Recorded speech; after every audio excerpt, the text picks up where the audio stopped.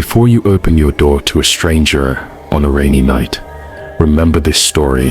Not every knock is a cry for help. Sometimes it's a warning, and sometimes it's already too late. Welcome to the channel. Let me take you back to one Thanksgiving that still haunts our memories. It was a rainy Thanksgiving, relentless, gray and cold, the kind of weather that soaks into your bones and makes you feel like the sky is pressing down on the earth, the kind where the world feels smaller, tighter, more fragile. Our family is small, so our gatherings are never chaotic. Just my mom, my two sisters, our grandparents and me. My older sister, Nancy, had long since moved out, but she always came home for Thanksgiving.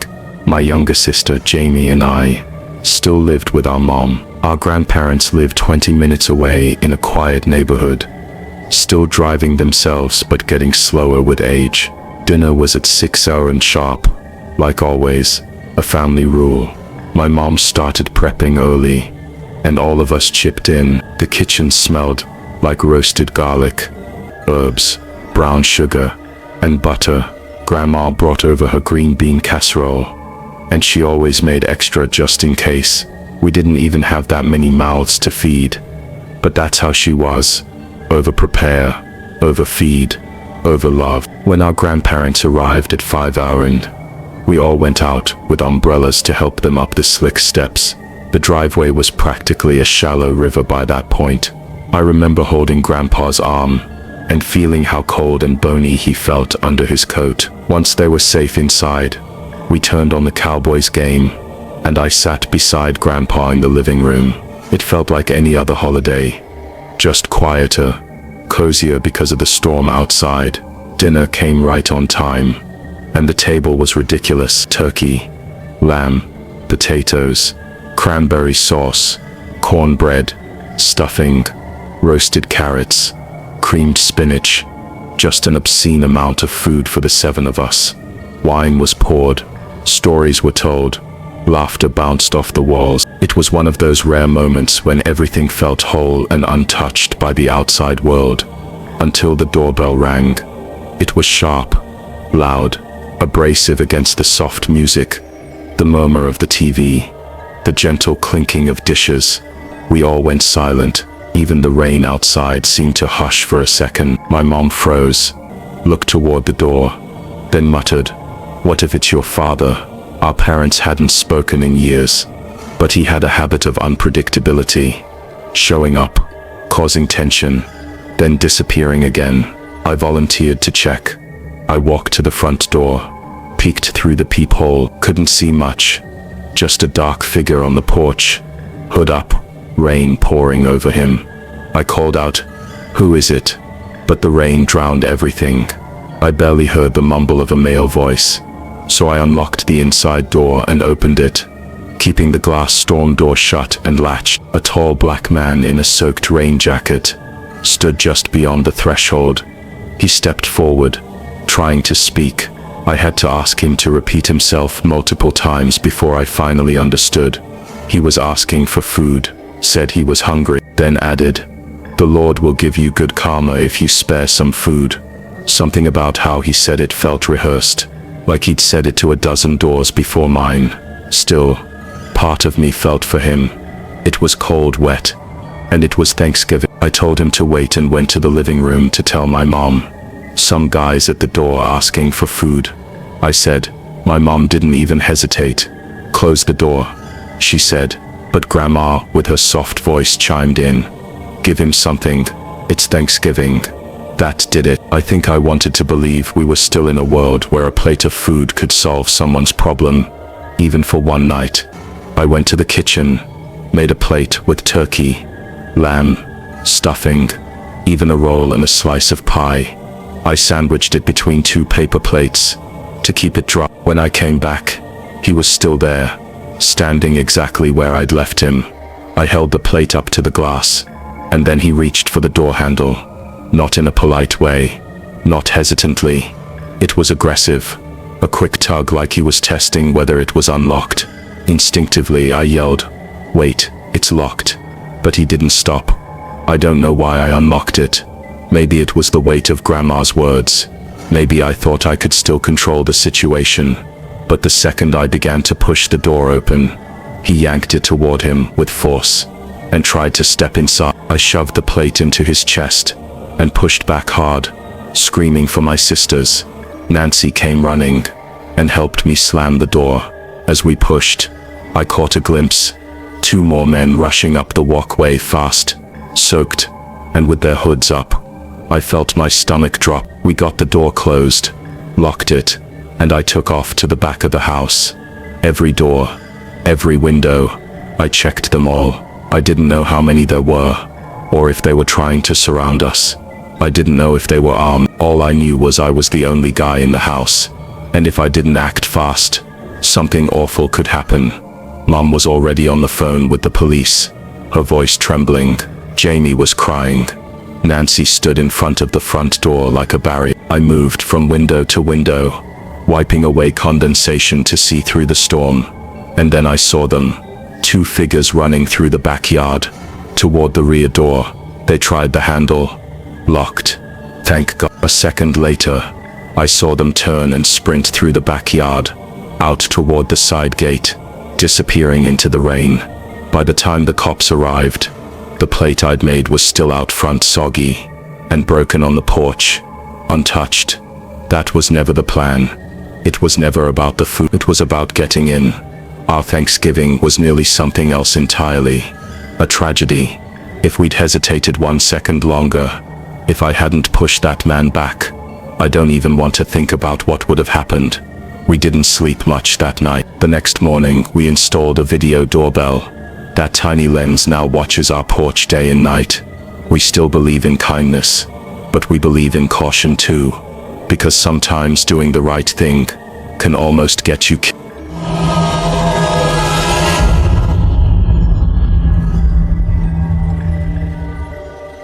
Before you settle in for turkey and laughter, let me take you to a Thanksgiving that unraveled into something far more chilling than a forgotten gravy boat or a family argument. This isn't just a story about a family gathering. It's a story about how quickly comfort can turn into fear, and how some things lurking just beyond the tree line aren't there to celebrate. Most of my family lives out in a rural part of Central Florida, tucked between small towns and thick woods, closer to the East Coast. One Thanksgiving, my Uncle Ben volunteered to host dinner at his lakeside property. His house sits quietly beside a huge lake, surrounded by only a few other homes.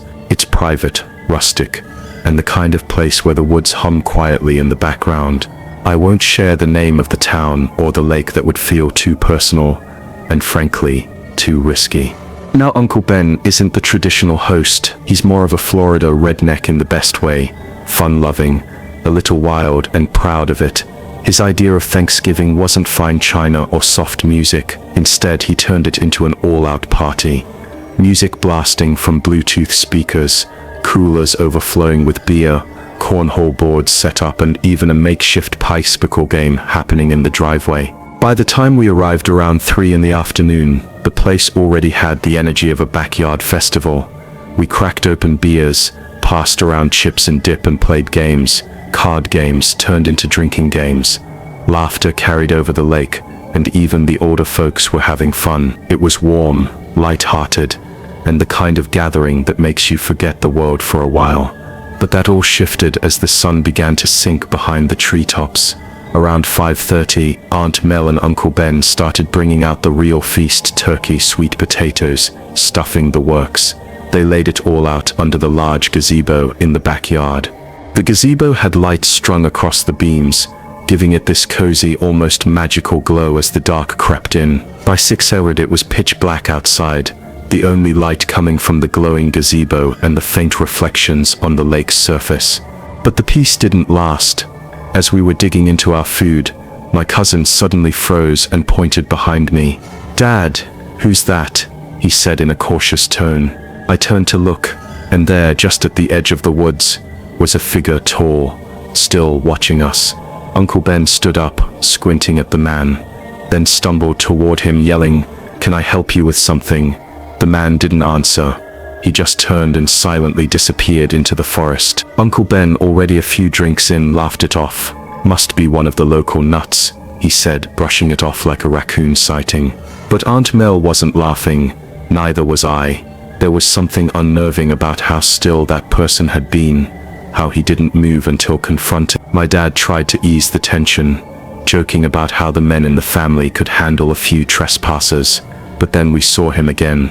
Or rather, this time the first man had returned, but there was another figure standing on the opposite side of the yard, deeper in the shadows, near the trees.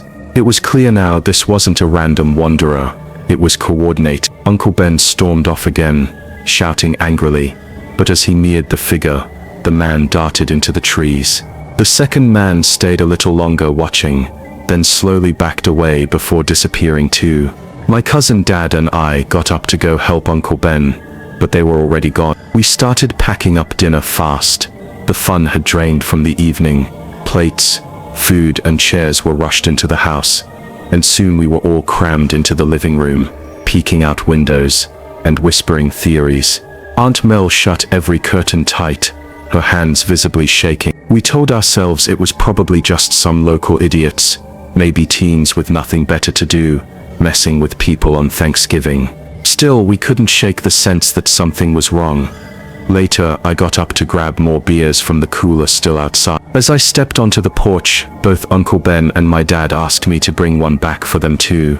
I tried to act casual, but walking to that dark gazebo alone felt like stepping into a horror movie. The lights were off now. Everything was too quiet. I reached the cooler and started gathering beers when I heard it. Scratch. The sound of a chair dragging across the concrete. I turned slowly. Someone was under the gazebo, tall, looming, pacing around the table. He was massive, easily 6'5". My blood turned cold. I dropped one of the beers and ran screaming for Uncle Ben. They came out fast. I shouted, "There's a guy under the gazebo," and before they could even react, bang, a loud crash echoed from the other side of the house, like fists slamming into the siding. Now it wasn't just fear, it was panic. We rushed inside. Uncle Ben locked every door while Aunt Mel slammed every curtain shut. It felt like we were being hunted, watched, surrounded. My uncle finally made the call to the police, something he never did. He stayed on the phone for 10 tense minutes, reporting that there were multiple people outside acting threatening. That's when the kitchen window shattered. A brick smashed through the glass, sending shards flying across the tiles. Aunt Mel screamed. On the brick was a note, "Leave now, you expletive," scribbled in messy handwriting, taped crudely to the stone. That's when we realized something else. Uncle Ben's Trump flag that he'd hung earlier was gone, ripped right off the pole. Maybe this was political. Maybe this wasn't random at all. He ran to the closet for the old rifle, only to realize it hadn't been loaded in years. "It's useless," he shouted. Luckily, we heard the single chirp of a police siren outside within minutes. A patrol car pulled into the driveway. Just the sound of authority seemed to make everything outside go still. The officer walked the perimeter and took our statements, but the intruders were long gone, vanished into the forest, like phantoms. In the daylight, we tried to make sense of it all. The broken glass, the missing flag, the eerie silence left behind. No one was caught. No one was identified. To this day, none of us knows exactly who they were, or why they came. Maybe it was political. Maybe it was just a cruel prank. But what haunts me is that frozen stare from the woods, the chair sliding under the gazebo, and the sense that we were being toyed with, like prey. That Thanksgiving will never feel the same again. Not when you've looked into the trees and seen the darkness staring back.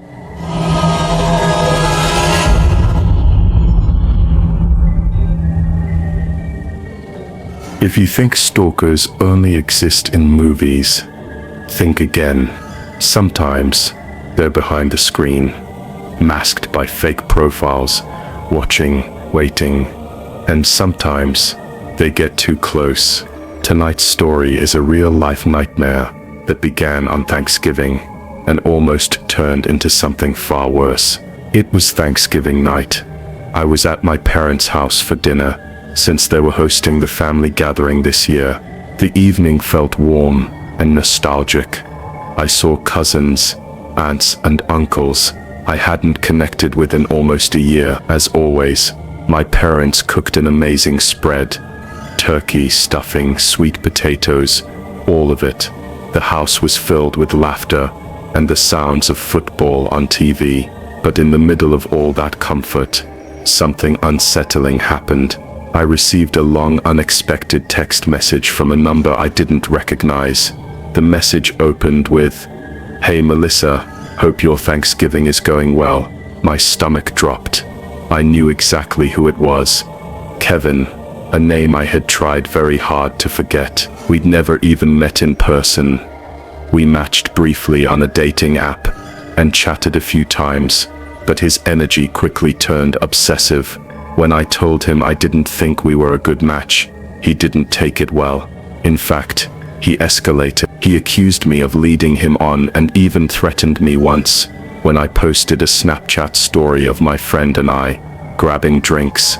He assumed it was a date and flew into a rage.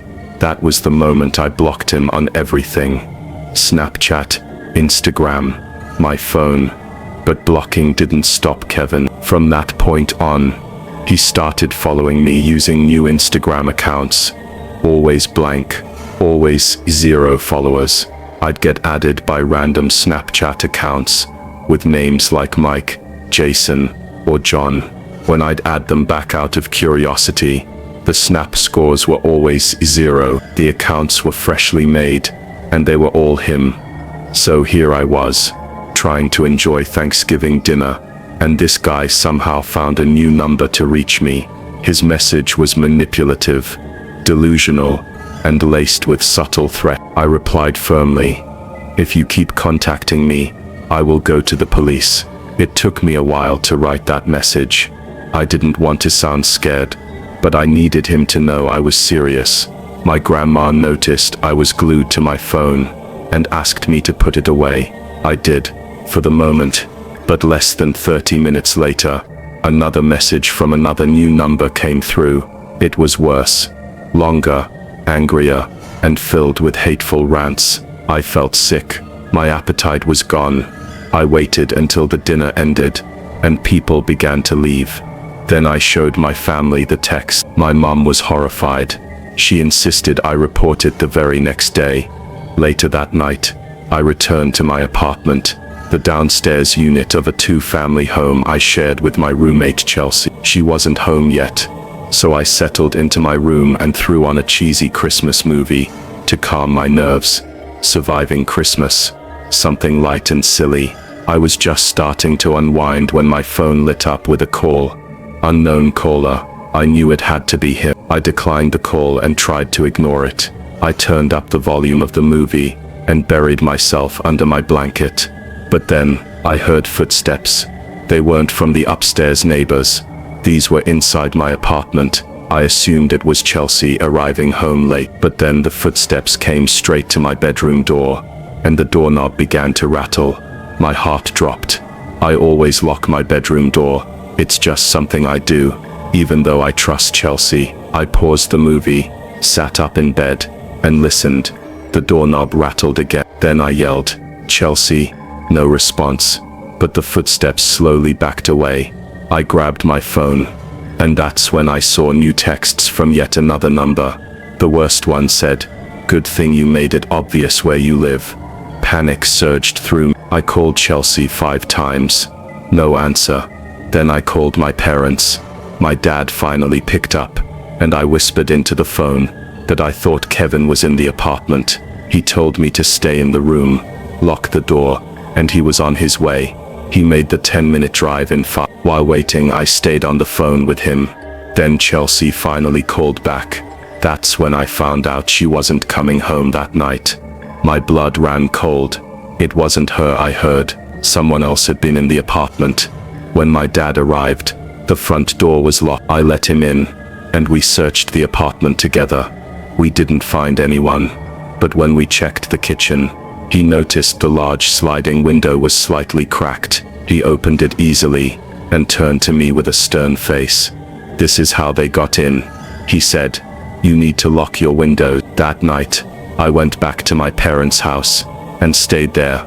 First thing the next morning, my dad took me to the county courthouse, and we began the process of filing for a temporary restraining order. A few weeks later, I saw Kevin for the first and only time in person. At court, he looked exactly how I imagined. Angry, cold, hollow. The judge granted the restraining order extension based on his texts alone, even though we couldn't prove he'd broken into the apartment. To this day, he hasn't contacted me again. If he does, he'll be arrested. I don't know where Kevin is now, or if he's found someone else to fixate on. But I learned the hard way that online matches can be dangerous. Please, if someone gives you that gut feeling that something is wrong, trust it. Don't wait for things to escalate. Block, report, tell someone, and always lock your windows. Thanks for watching. If you found this story chilling or important, please like the video, subscribe for more real-life horror and cautionary tales, and comment your thoughts or stories below. Stay safe out there.